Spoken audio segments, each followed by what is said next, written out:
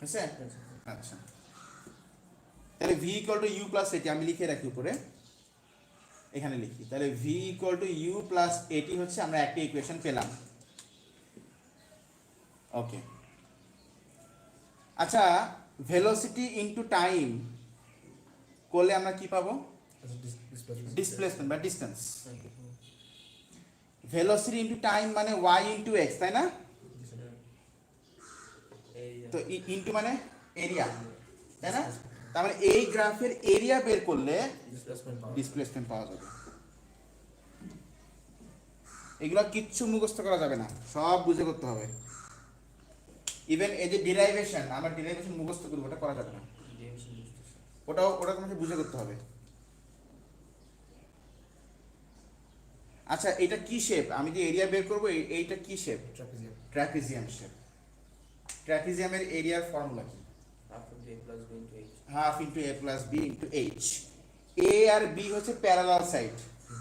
আচ্ছা, এই সাইড আর এই সাইড কি প্যারালাল? না, এই দুটো সাইড প্যারালাল, তাই না?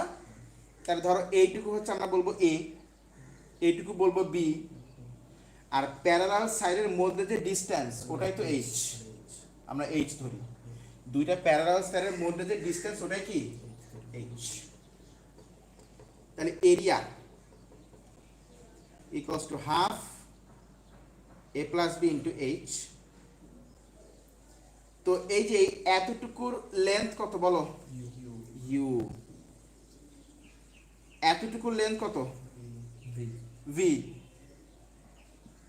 এতটুকুর লেন্থ কত? টি। তার মানে আমরা বলতে পারি v plus u by 2 into t, তাই না? আচ্ছা, এখন এই গ্রাফের যে এরিয়া সেটা আবার কি? ভেলোসিটি টাইম গ্রাফের যে এরিয়া, মাল্টিপ্লিকেশন মানে এরিয়া, তো এরিয়া করলে আমরা কি পাবো? ডিসপ্লেসমেন্ট। তাহলে সেকেন্ড ফর্মুলা আমরা যেটা পেলাম সেটা হচ্ছে এস ইকুয়ালস টু হাফ, এই যে এটাই বসাতে পারি, v plus you into T, হ্যাঁ হলো সেকেন্ড ফর্মুলা। এটাকে কোন দিকে লিখবো? লাইন দিয়ে উপরে লিখে দাও। হ্যাঁ, রাইট। সিমেট্রিক প্যাটার্ন চারটা চারটা। ইউ প্লাস এটি, আর একটা হচ্ছে এস ইকুয়ালস টু